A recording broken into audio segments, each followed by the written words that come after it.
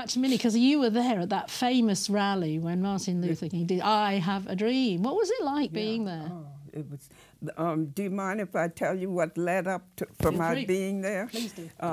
I spent my summer that year in Louisiana, Plaquemine, Louisiana, teaching black people of all ages the whole Constitution of America, so that when they go to vote, the person registering them would ask any questions about the Constitution, and they should know the answers. If they didn't, then this was only a requirement for black folks. If they didn't have the answer, they couldn't vote. I was astounded. So I had tickets to go to Europe on the Queen Mary, ready to go, and one civil rights group called CORE, the Congress of Racial Equality. Someone from that group called me and told me about what they were going to do in Plaquemine, Louisiana, and would I come with them and help. I canceled all the European trip tickets. People on the boat, you crazy? You giving up your vacation to go and possibly get killed or whatever. Anyway, I went. We set up I was the only teacher in a group of 28 people. We were a racially mixed group from the New York area. And I was the teacher. So I set up a classroom in a rickety old hotel that we were staying in Plaquemine, Louisiana. And I was teaching people the Constitution. They would come up. So one day, an old man, black man, came up. It was a hot day. He was 80 years old. He came with a walking cane up a dusty road, and he came into the hotel, came up to my classroom, and he saw me standing there. So, are you the one who teach people to read and write that Constitution? I said, yes, I am. Well, darling, I want you to teach me how to read and write that Constitution because I want to vote one time before I die.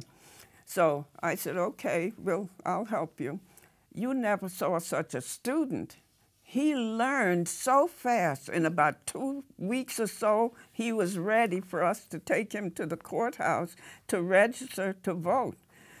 But one Sunday came in between the time, and our leader gave us Sunday afternoon off because we were working 24/7.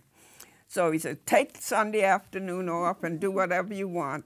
So some of us decided we would take that ferry boat ride from Baton Rouge to New Orleans. We hadn't done that before, just on the Mississippi River.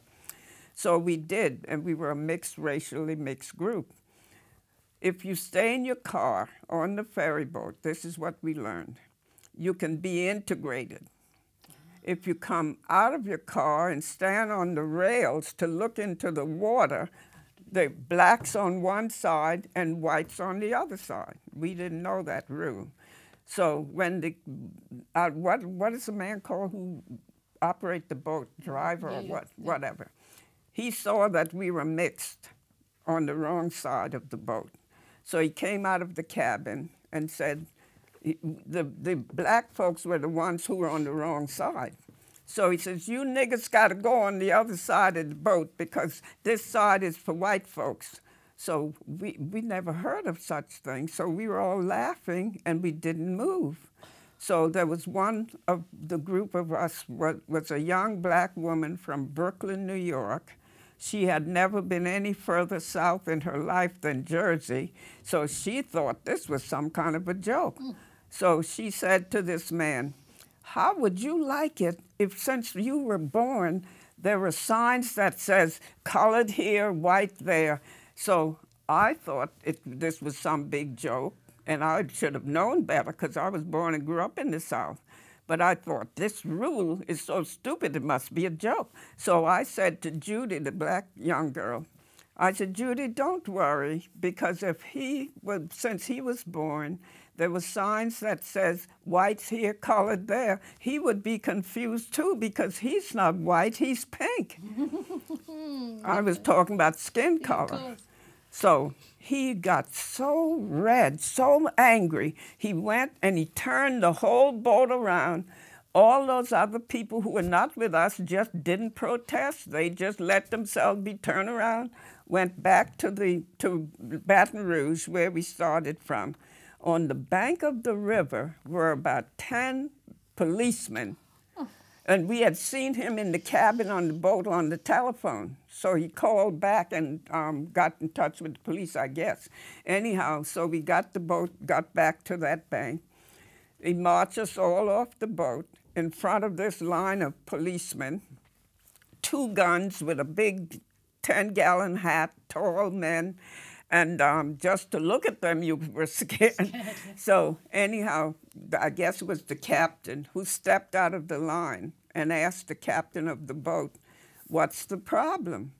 He said, these people were on the side of the boat that's not for them, the niggers, I mean. And I told them that they had to go on the nigger side of the boat. And that one, she asked me, and he went through the whole thing, how if you were born, this, that, and went through. And that one, she called me pink. So the policeman says, "Do you want to press charges?" He says, "Yes." So they march us off to jail. Oh.